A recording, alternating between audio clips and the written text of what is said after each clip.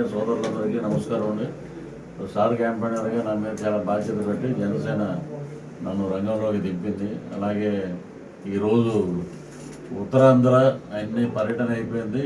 మళ్ళీ పిఠాపురం నుంచి మొదలు పెట్టాము. ఈస్ట్ గోదావరి పిఠాపురంలో 2-3 రోజులు చేసాం. మళ్ళీ నిన్న కాకినాడ రూరల్, కాకినాడ టౌను, ఈరోజు పి గన్నవరం. గిడ్డి సత్యనారాయణ గారు ఇక్కడ మన జనసేన అభ్యర్థి, అలాగే బీజేపీ టీడీపీ బలపరిచినటువంటి అభ్యర్థి.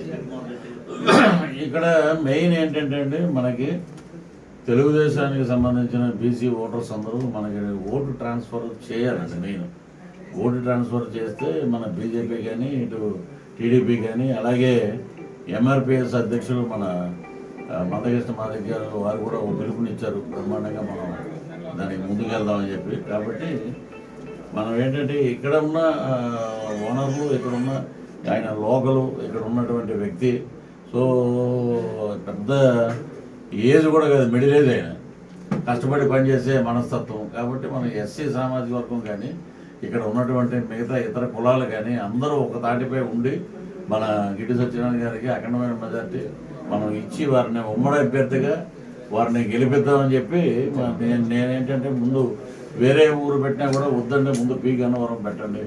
పి గన్నవరం ఆల్రెడీ మనకు తెలుసు, మహాసేన రాజేష్ గారికి ఇచ్చారు. ఇప్పుడు మన జనసేన అభ్యర్థిగా వారు ఇక్కడ ఉన్నారు.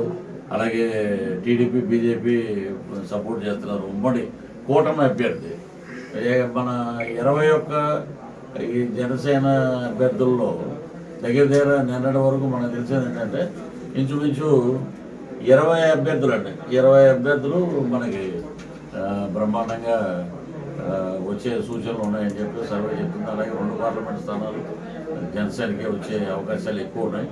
అలాగే మేము చూసినటువంటి చోట క్లీన్ స్వీప్ దిశగా ఎలా వెళ్తుందంటే శ్రీకాకుళం, విజయనగరం, వైజాగ్, అనకాపల్లి, ఈస్ట్ వెస్ట్ 2 సీట్లు కానీ 3 సీట్లు కానీ వైఎస్ఆర్సీపీ కానీ గెలిస్తే ఆ మొలతాడు ఉన్నటువంటి మొలతాడు మన ముద్రగడ పద్మనాభం వాళ్ళ ఇంట్లో నేను సర్వెంట్గా పనిచేస్తాను. ఇక్కడ కానీ వాళ్ళు ఏమన్నా కొట్టగలిగితే నేను వెళ్ళి వాళ్ళ ఇంట్లో పనిచేస్తాను. ఎందుకంటే ఇప్పుడు ఒక సామాజిక వర్గాలు ఒక్కొక్క నియోజకవర్గంలో ఒక్కొక్క సామాజిక వర్గం ఉంటుంది. అక్కడ ఉన్న అభ్యర్థులు రాజ్యాధికారానికి దగ్గరగా తీసుకెళ్ళాలి. ఇప్పుడు ఆయన ఇలాంటి ఉన్న వ్యక్తుల్ని, కష్టపడి పనిచేసే మనస్తత్వం ఉన్న వ్యక్తుల్ని మనం అసెంబ్లీలో కూర్చోబెడితే, మీటింగ్కి వెళ్ళినా ఏ ఫంక్షన్కి వెళ్ళినా నీ కటౌట్ కింద నుంచి పై వరకు చూస్తూ అంత గొప్ప లీడర్ నువ్వు అన్నాడు. అదండి సంస్కారం.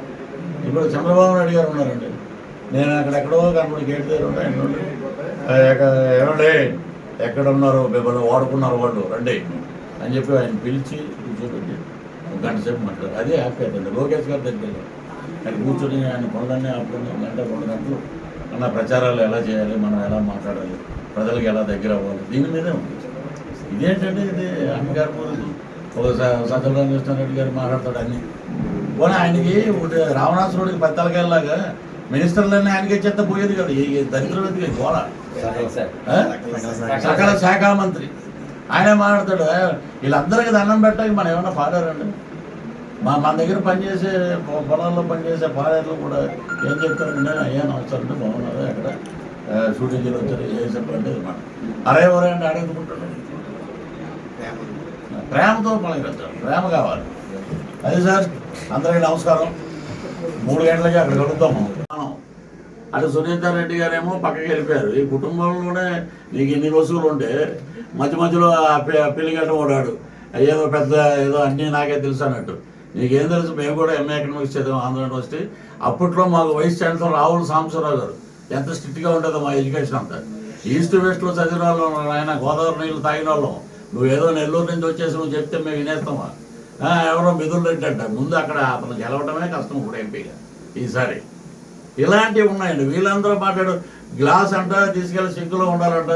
ఈ డబ్బా మొగుడు వీళ్ళు ఏంటంటే మొత్తం దోచుకున్నారు కాబట్టి బంగారు గ్లాసులు కొనుక్కుని ఇప్పుడు ఆయన ఉన్నాడు చూడండి, మన కర్ణాటకలో గాలి జనార్దన్ రెడ్డి గారు 7 గంటలకి గడగడ గడగడ హెలికాప్టర్ బల్లారులో ఎగిరితే సమయం 7 అయింది అనేవాళ్ళంట. ఆయన పైకి ఎక్కి పేపర్ చదువుకుంటే కాపీ తాగుతాడు ఆ బల్లారు పైన హెలికాప్టర్ తిరుగుతూ. అలాంటి వాడు ఏదన్నా డబ్బులు ఉన్నాయి, వీళ్ళందరూ ఆ కోపం చెందిన వాళ్ళే కాబట్టి బోర్డని గ్లాసులు కొంటారు. మనకు అలా కాదు కదా, మనం మధ్యతరగతి వాళ్ళం, మన గ్లాసులు మనం ఇంట్లో వేసుకుంటాం, ఇంట్లో మనం కడుక్కుంటాం, భార్య భర్త పిల్లలు కడుగుతారు, లేదంటే పని మనిషి ఉంటే పని మనిషి కడుగుద్ది. దాంట్లో గంజి తాగుతాం, టీ తాగుతాం, మంచినీళ్ళు తాగుతాం. దాని మీద అంటే ఇప్పుడు పెళ్ళిళ్ళు అన్నాడు. పాపం వాళ్ళు సైద్ధాంతికంగా విడిపోయారు, చట్టబద్ధంగా విడిపోయారు. ఆ అమ్మాయి వేరే పెళ్లి చేసుకుని ఆ అమ్మాయి వేరే కాపురం చేస్తుంది. నాకు వచ్చిన ఇన్ఫర్మేషన్ ఏంటంటే అక్కడ ఆ ఇంట్లో పనిచేసే వంట మనుషులు, పని మనుషులు, అమ్మ ఏంటమ్మా ఇలాగ మళ్ళీ మొదలెట్టాడంటమ్మా ఈ దరిద్రుడు ఏంటమ్మా మళ్ళీ మొదలెట్టాడు, మళ్ళీ ఆయన బయట ఇప్పుడు అక్కడ భార్యాభర్తల మధ్య కొంత గొడవే కదా, ఏదో విశాల హృదయం ఉందని నేను చేసుకున్నాను అంటాడు. ఈ దరిద్రుడు మాటలు వినే వాళ్ళిద్దరి మధ్యలో గొడవలు. ఏంటంటే విభజించి పాలించడం వాళ్ళకి బాగా నైజం. ఆ కులాన్ని ఒకటి అడ్డం పెట్టుకుని, అధికారాన్ని ఒకటి అడ్డం పెట్టుకుని చాలా సమస్యలు ఉన్నాయి. నేను వచ్చినప్పుడు చాలామంది చెప్తూనే ఉన్నారు, ఆ కొబ్బరి బొండాలు, ఆ రోడ్లో అలాగే మాకు లేట్ అవటం కారణం అది. అందరినీ అడుగుతూ వస్తున్నాం అంటే మంచి అభ్యర్థిని మనం గెలిపించుకోవాలి సార్, గట్టిగా మనం తీసుకెళ్ళాలి. ఈ ఎస్సీ ఓటు కానీ అలా మందకృష్ణ మాదిక్ గారు చెప్పినట్టు, అలాగే బీసీలు ఎక్కువగా ఉన్న నియోజకవర్గం ఇది.